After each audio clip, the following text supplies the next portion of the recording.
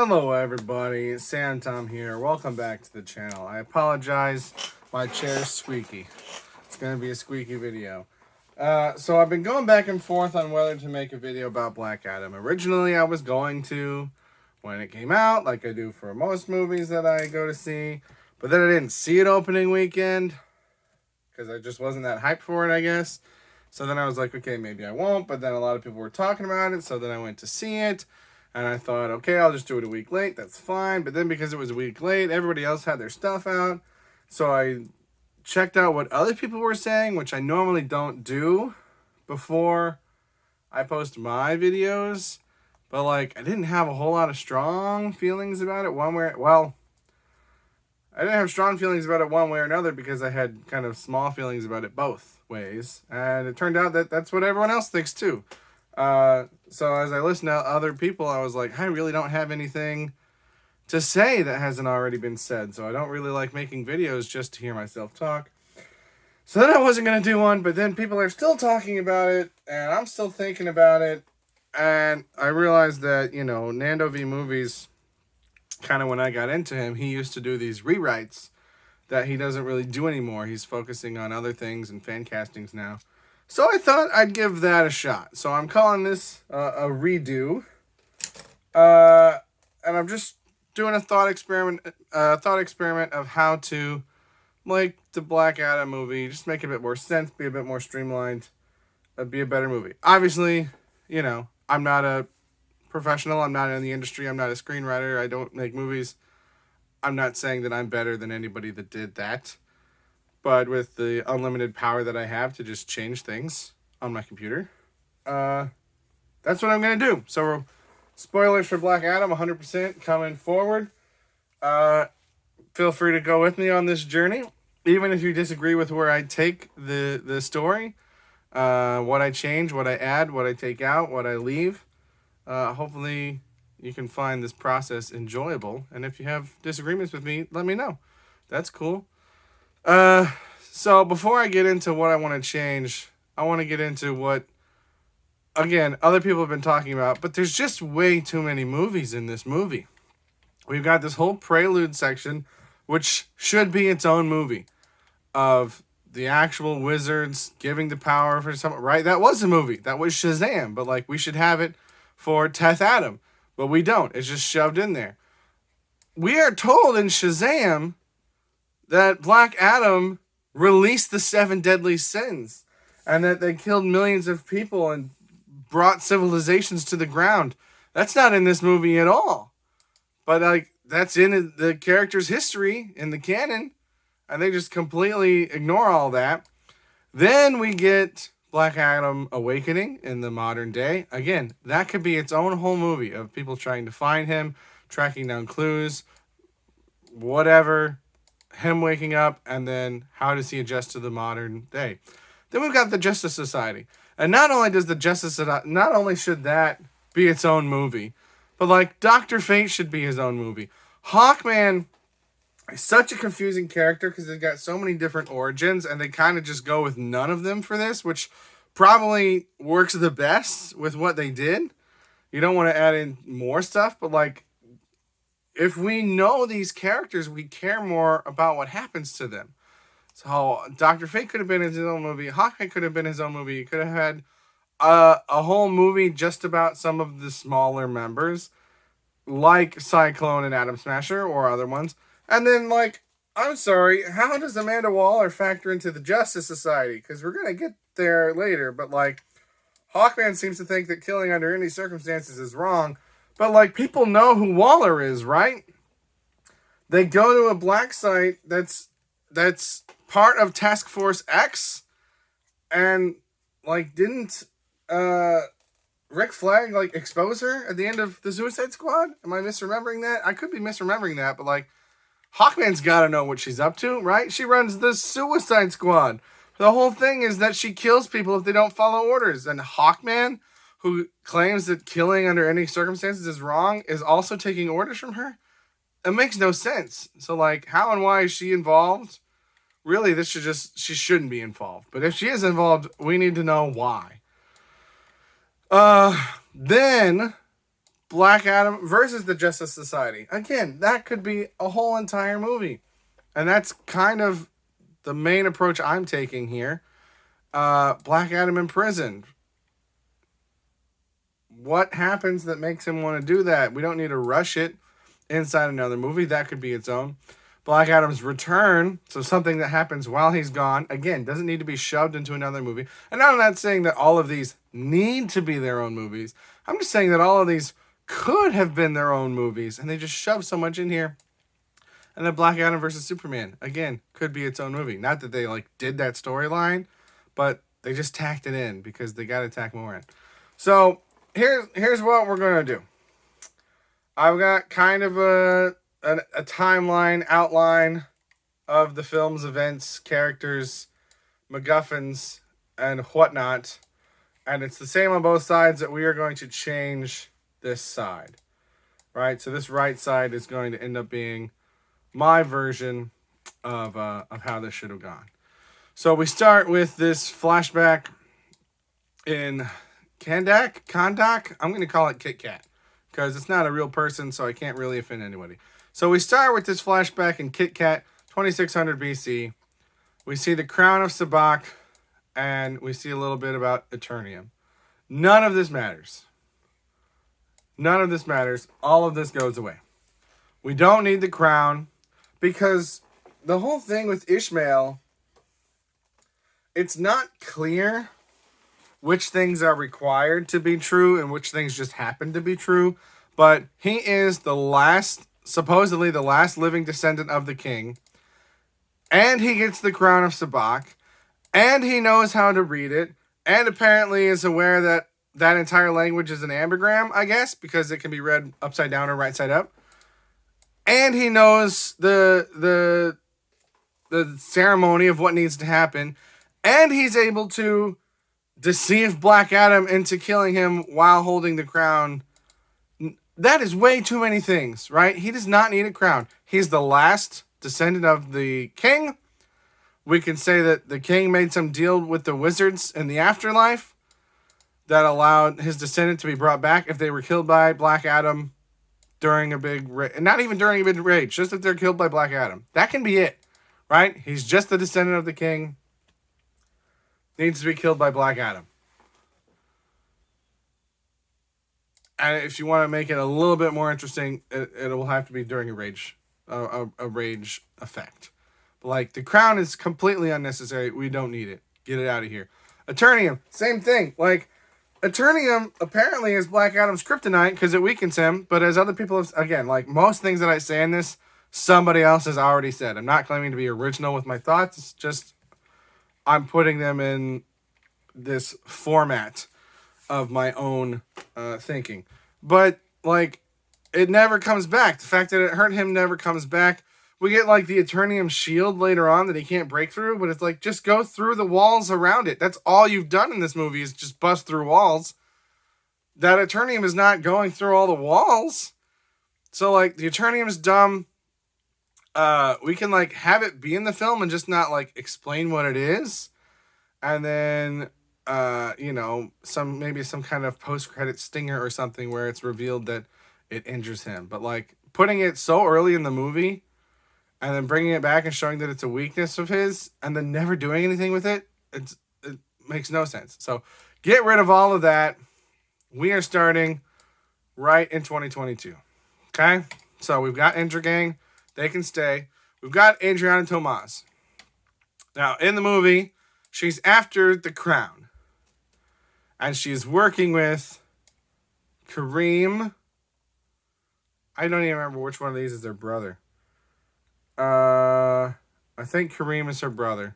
Samir is the guy that dies in the cave. Ishmael is the one that betrays her. And Aman is her son. Now, Adriana and Aman are kind of variations on Isis and Osiris from the comics. But again, they don't do anything with that.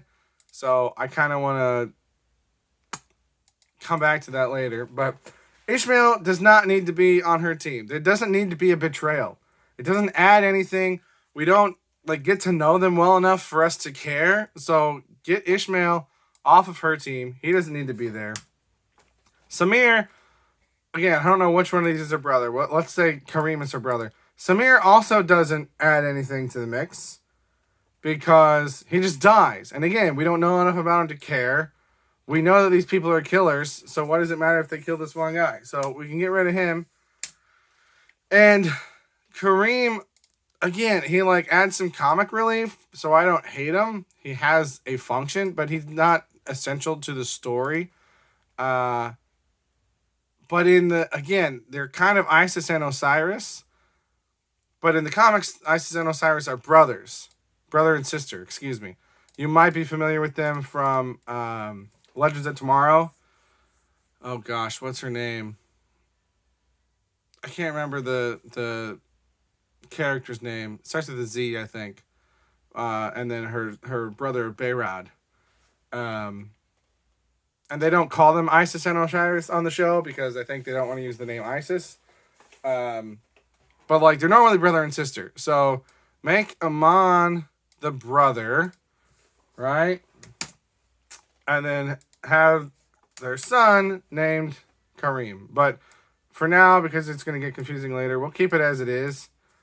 But just one of these is going to be her son, and the other one is going to be her brother, who eventually will become Osiris.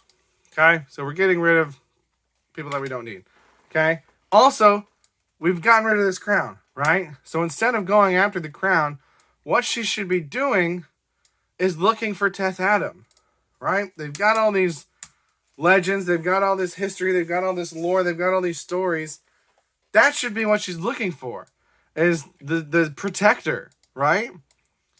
Get rid of the crown. We don't need it. So Adriana Tomas, she's sure a resistance fighter, whatever, but really she's just looking for Teth Adam. She's got her brother and she's got her son that are kind of in on it also, right? So then, Teth Adam, okay, he's revived. He's brought back.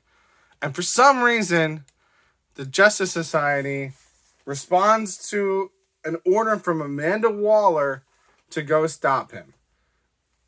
None of that makes any sense. The Justice Society should have their own technology and equipment and infrastructure to find their own threats, which they do later in the movie when Sabak comes back, right? They're not told by Waller that he comes back. It's on their computers. So to get Waller out of there, the Justice Society gets some kind of alert that there's some huge influx in power, right? And they're just going to check it out. They're not going, they don't know that it's a guy necessarily. They're not going to take him in. They don't, whatever. They're just going to check it out, get rid of Amanda Waller, okay? But it's not these characters. It's not Hawkman and Dr. Fate, oh gosh, and Atom Smasher and Cyclone. We're not getting there yet. It's a different team, okay? And, you know, it could be anybody, but let's have fun with it.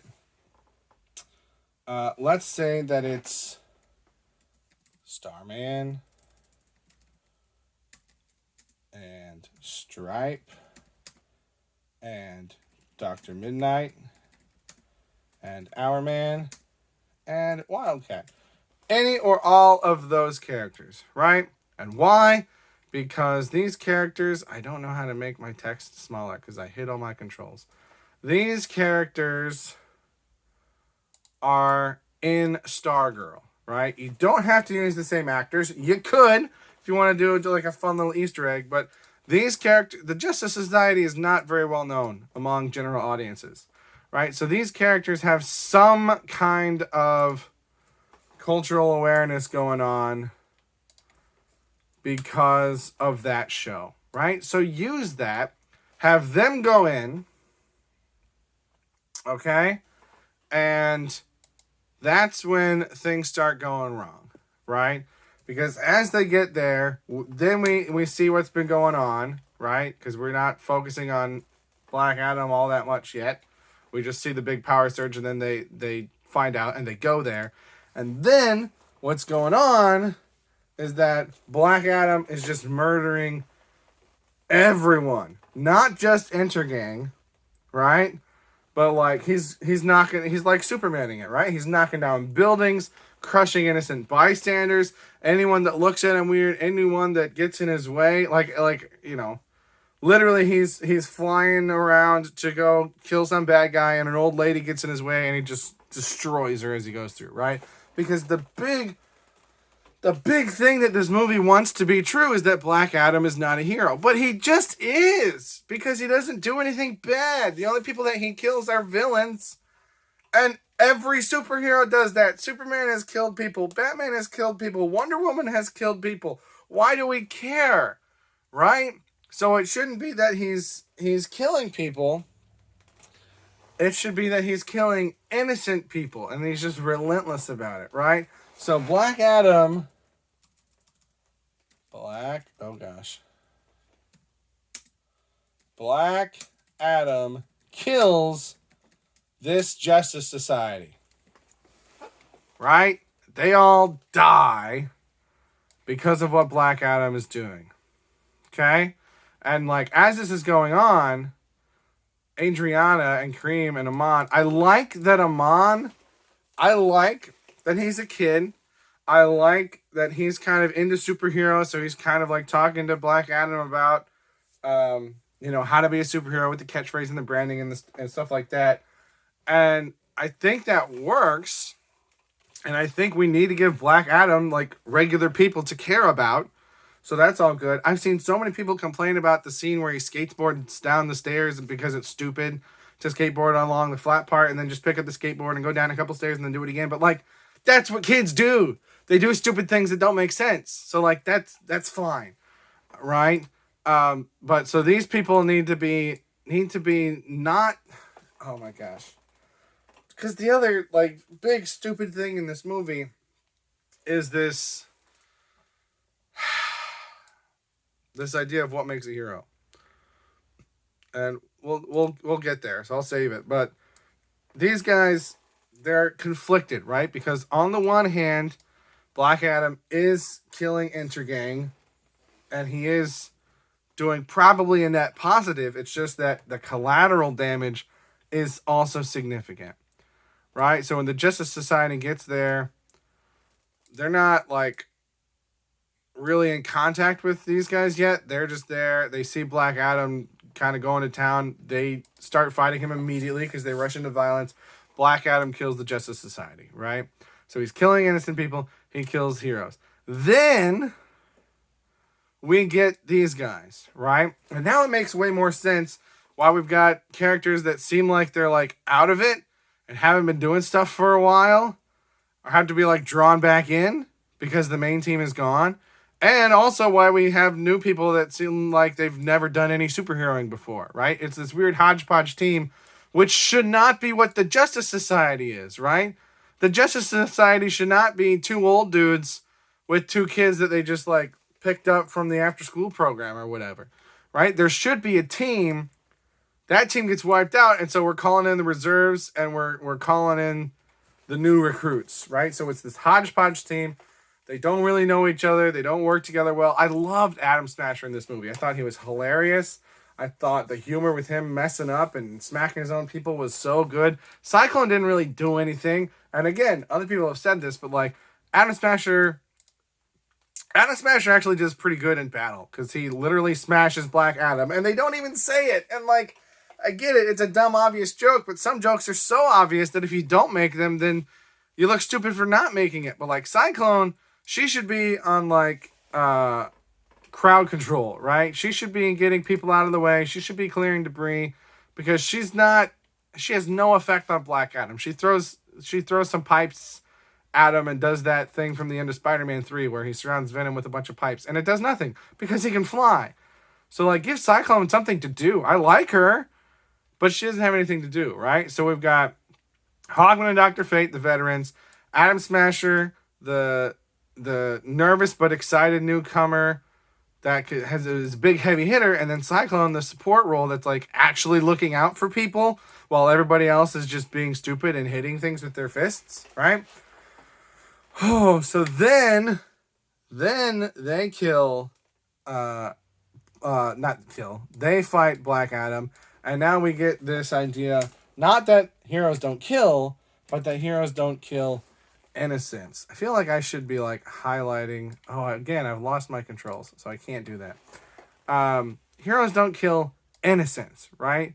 So we don't have this. We don't have this weird argument of, oh well, he's actually protecting us, and you guys have let Intergang control us for 27 years, and you've stood by and you've done nothing. But as soon as we get a protector, you come in like it's your job, like that. I've seen people giving the movie so much credit for that, and I would too if it does anything with it. But it says the one line and then it moves on and it doesn't care about it after that. So like if that's not going to be the point of your movie, then don't bring it up in your movie. And so now it's not that they're there to stop the protector, it's that they're there to stop this guy from killing innocent people. And these guys, even though they know that he's also killing Intergang, they're like, yeah, this isn't good though. Like there's too much collateral damage. Then we get this whole reveal where Hawkman tells Adriana that, oh, the story you know of Teth Adam is not true, and we have super secret information. And like, I thought he was lying, because how and why would they have information that the people of Kit Kat don't have? Like, I get that they could have some information either from Dr. Fate's weird magic that's not explained. We know he can see the future. Can he also see the past? They don't say that. But like, also they're working with Waller, which doesn't make any sense. So I've taken that out. So any information that she has isn't at play here. So it's just whatever files the Justice Society would have, which seems like wouldn't be that much for Kit Kat, a place that they've never shown any interest in. So this doesn't make any sense. Right? This whole thing. And because we've taken out that weird prologue, because again, like the trailer ruined that. No one thinks that The Rock is that kid. Everybody knows that his kid died because it was in the trailers and it's telegraphed. It's obvious. So we're getting this weird thing out of here. And there's not this like big reveal about Black Adam not being Teth Adam, but we do still get this conversation about what makes a hero. Right? And again, it's that it doesn't kill innocence. It's not that it doesn't kill, right? And we don't have this weird stuff about, oh, you guys just come into our country to do what you think is right. You don't care about what's best for us. Because here, they actually do care what's best for them. Now that they're there, yeah, it's wrong that it took them so long. But now that they're there, their main priority is saving the innocent people, not just stopping the protector from taking down Intergang. So this has a whole different thing on it. Okay? Then we don't have this whole running around with the crown nonsense. Okay? So instead of Amon getting kidnapped, they don't need to kidnap him because they're not going to trade for the crown, right? We've got no crown, we're getting rid of the crown. So instead of being kidnapped, he's just going to get threatened, right? And we can have Ishmael, even though he doesn't, right? In my version, Ishmael doesn't know Adam or Adriana other than as resistance fighters. But he can see during all this, back and forth that Black Adam is sentimental towards Amon, right? And as they're all arguing back and forth, Amon is the voice of reason here. Not necessarily Adriana. Some, but more Amon, because that's Black Adam's, lifeline. So Ishmael just identifies that and goes and threatens to kill Amon. Because again, all Ishmael needs is to die at the hands of Black Adam. And this is where the power surge can still be useful. Because otherwise it's then Ishmael would have just done whatever to get killed at any point, right? No, he needs it to be a power surge, which is going to be tied to emotion, right? It's tied to rage. That's what it seems to be. And then also, we need Adam to injure Amon for him to realize that, okay, my way isn't the best way. So, Black Adam goes and kills Ishmael while he's threatening Amon. But also, this is another big change. Black Adam accidentally kills Amon. So, in the movie, he, hurts him, I guess, but it doesn't seem like he's hurt that bad. He's seems fine, but Black Adam's oh my gosh, you're right. Take me to jail and never let me talk again. And I just don't buy it. But if he kills him, that's way more tangible. That's way, like, you can't work your way out of that one. You're like, wow, yeah, I messed up. There was this one kid who showed me kindness, and he was trying to help me, and even though I tried to save him, like, I messed up. My power is dangerous. It's not even that, you know, it's not even my mentality. It's literally, it was an accident, right? So we can have this thing where Black Adam reveals that he's not 10th Adam. He explains it to them. Again, we already know this, but, you know, at this point, when Amon dies, Adriana is going to be messed up. She's going to be furious, right? So she's going to be like yelling at him like, you're supposed to be the protector, blah, blah, blah, blah, blah. And that's where he can be like, no, that's not me. Like, he doesn't have to keep saying this whole time, I'm not a hero, I'm not a hero, I'm not a hero. It can just not be a thing. And then when she like calls him out for not being the protector, he can just be like, yeah, you're right. That was my son. I'm not the hero that you think I am, right? And then it's like one and done. It doesn't need to be this catchphrase of the movie. So he tells them about his son, Harut. I don't know how you say that. And then he willingly agrees to not be a force anymore. But he's not imprisoned in Task Force X black site because, again, we're getting rid of that. That's not here. And, like, the whole imprisoning thing is stupid because when he said, don't let me say that name again, my first thought was like, okay, cut out his tongue, right? Because then he can't speak, but, like, he can still use the knowledge that he has from back then. He can still be an asset in certain ways. And, like, if you need him back again, there are people that have healing powers and can heal his tongue, right? But it's like, even if you don't do that, Dr. Fate is, you know, enough of familiar magical whatevers that we've seen already. Just have him take his mouth off like Wanda did, right? And then he can't say the word. But, like, he's still there as an asset if you need him. So, Black Adam surrenders, but he's not, like, put in this weird tank thing, because that makes no sense at all. It is dumb. Okay, now we've got Dr. Fate's vision of Hawkman dying, right?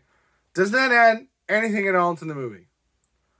No, it does not, right? Because it ends up not happening. So we're getting rid of that.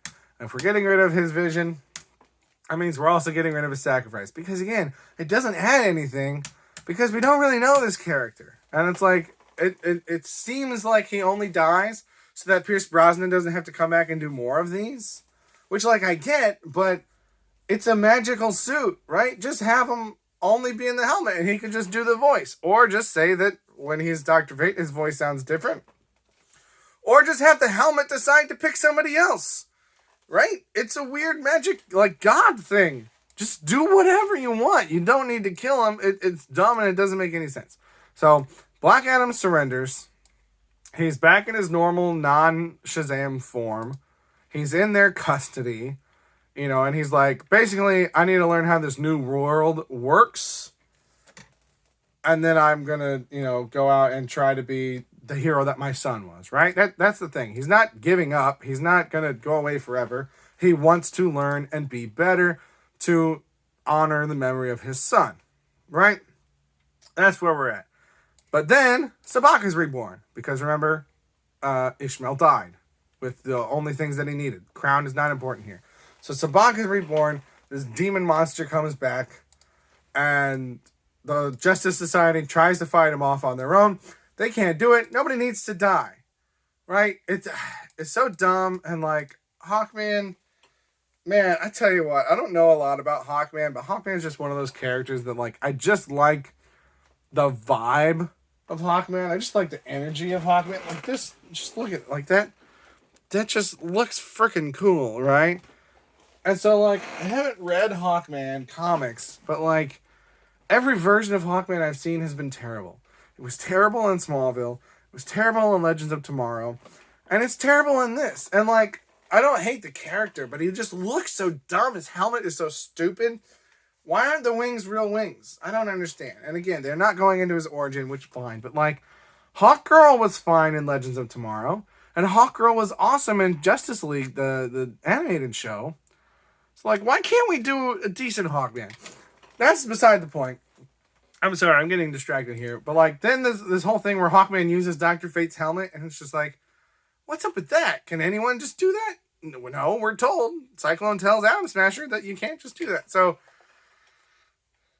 they try to fight Sabak. They fail. Nobody needs to die, but they're like, yeah, we can't handle this. And then that's when it's like, okay, we know you still got some work to do, but you need to come help us out right now. And boom, Dr. Fate gives him his mouth back. He Shazams up. He comes back. He takes down Sabak. Okay? But now, we don't have the Justice Society just leave him chill alone at the end, right? Because again, it's so stupid. The whole time Hawkman's like, you can't kill people, you can't kill people, you can't kill people. And then nothing happens to change either of their minds. And then Hawkman's just like, all right, yeah, just keep killing people. You know, just do it here, whatever. It's so weird. So the Justice Society is going to, again, arrest Black Adam, take him into their custody, right? Because he's surrendering, to work on, like, rehabilitating and re-educating him, right? No Superman appearance at the end, because that's dumb, because Black Adam is magic, and Superman is vulnerable to magic, so, like, that's not even a fight, right? But it doesn't prove anything about Shazam, because he just happens to be one of,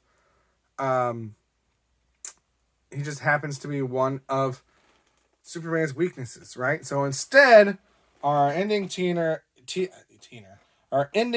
here is that Adriana and what's his name? Kareem, which again, I would switch the names so that her brother is Aman and her son is Kareem, but I'm just trying to keep it simple here. They decide to seek revenge. Like, this is where, I don't know exactly how you can do it, but they can, like, somehow realize that Eternium is a weakness for Black Adam. Like, it could even maybe be something that, like, he mentions when he's talking about his son, because again, we don't see what actually happened, so, like, we don't show anybody hurting his son with Eternium, but that could have been something that happened, and he could have just mentioned that, and, like, in the moment nobody really picked up on it. But then after the dust is settled, because again, these people are mad because Black Adam killed Aman, and the Justice Society, they're arresting him, but they're not, like, planning on holding him forever. They're going to let him go. So these guys are mad now. So they're going to start seeking revenge. Or maybe she's just like, because again, in this version, she's not looking for the crown. She was looking for him the whole time. So maybe she's, like, re-examining her notes, her texts, her books that she's going through. And two things happen. One, she learns that Eternium is his kryptonite. And two, she learns about and or finds whatever totem or weird magical element in this version gives her and her brother their powers. And so we end off here with, I'm going to put it in quotes, an evil Isis and Osiris. And, like, you know, they can be redeemed later on, but we now have some very powerful and knowledgeable and, you know, connected on a personal level villains for when Black Adam returns to Kit Kat at some point, because that's what he wants to do, right? Go back and honor his son's memory.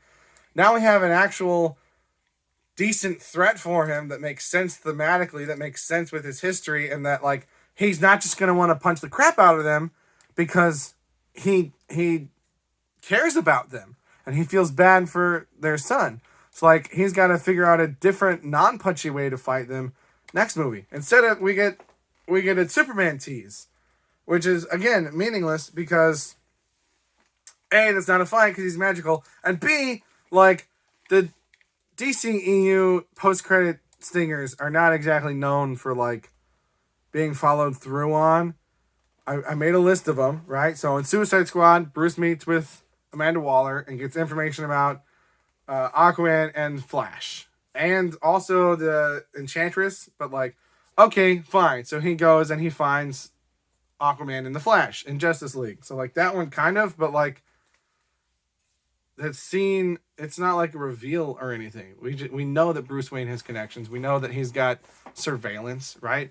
So like, okay, that happened, but that's a nothing scene, right? Then Justice League, we got 2 endings: Flash versus Superman in a race that doesn't lead to anything, right? And then Lex meeting with Deathstroke, that hasn't gone anywhere. Then with Aquaman, we get the post-credit scene with Black Manta revealed to still be alive. Now, I guess he's supposed to be in the second one, but it doesn't seem like he's the main threat of the second one. So, like, again, not a big deal. Post-credits for Shazam showed Mr. Mind, the little caterpillar dude. He's not the villain of the new one. That's Helen Mirren. So that didn't go anywhere. Birds of Prey, it was just Harley Quinn making fun of Batman. Wonder Woman 84, just a Linda Carter cameo. I doubt that's going to be a big thing moving forward. Suicide Squad, the Suicide Squad, we get the fact that Weasel is alive and that Peacemaker is alive. And yes, that led to a Peacemaker show. But again, like, that's just a, a fact, right? It doesn't lead to anything. It's just that he's not dead. So, like, showing this scene of him with Superman and setting this up, A, it doesn't make sense for it to happen. B, it wouldn't be satisfying to watch it happen because Superman is vulnerable to magic. And C, it's not going to happen because the things that they actually try to tease and set up hype for, those ones don't happen. The only ones that happen are just like, oh, yeah, he got some information. Oh, yeah, that guy was still alive. Like, none of the big teases do anything, or they haven't yet. So this is, I think, way better of an ending point to set him up for the next one. And then, then they can have their redemption, and then they'll have their mutual bond over dead sons or whatever. So I feel like I need to run through this again real quick just to summarize all the changes that I've made. So we get rid of the prelude. We don't see anything in the past. We start off in the modern day. Intergang has taken over. Adriana Tomaz is not looking for the crown. She's looking for Teth Adam to help protect against Intergang. Doesn't have as many side characters, just her brother and her son. The Justice Society, absent Amanda Waller, and the Justice Society, whose roster is, other characters, their computers or whatever sense that there's some kind of huge, magical, powerful disturbance. They go to check it out. Black Adam is just killing anyone that gets in his way. He's not, like, targeting innocents, right? I don't think I made that clear. He's targeting the bad guys, the Intergang guys, the people that are shooting at him, but he's just unconcerned with any innocents that get hit in the crossfire, any collateral damage, right? So he's like, we can tell that, like, he's not 100% a villain, but, like, in this version, he's actually not a hero, unlike the actual movie where he is a hero and he just keeps saying that he's not a hero. So he kills the Justice Society. He's killed other innocent people. So now we have to get, like, the B team of the Justice Society, which is already kind of the B team. Then get called up. They fight Black Adam.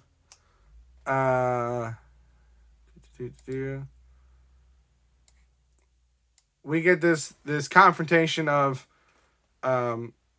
heroes don't kill innocent people. Like, you've got the right idea, but the right intentions, but the wrong execution. And instead of this weird, completely forgotten subplot of, oh, you don't care about our country until our protector shows up. Like, that's so out of place in this movie. Like, I don't hate that idea, but if you're going to bring that in, that needs to be the main idea. And I don't think it fits in this movie. So instead, this whole concept becomes about, being responsible for the consequences of our actions.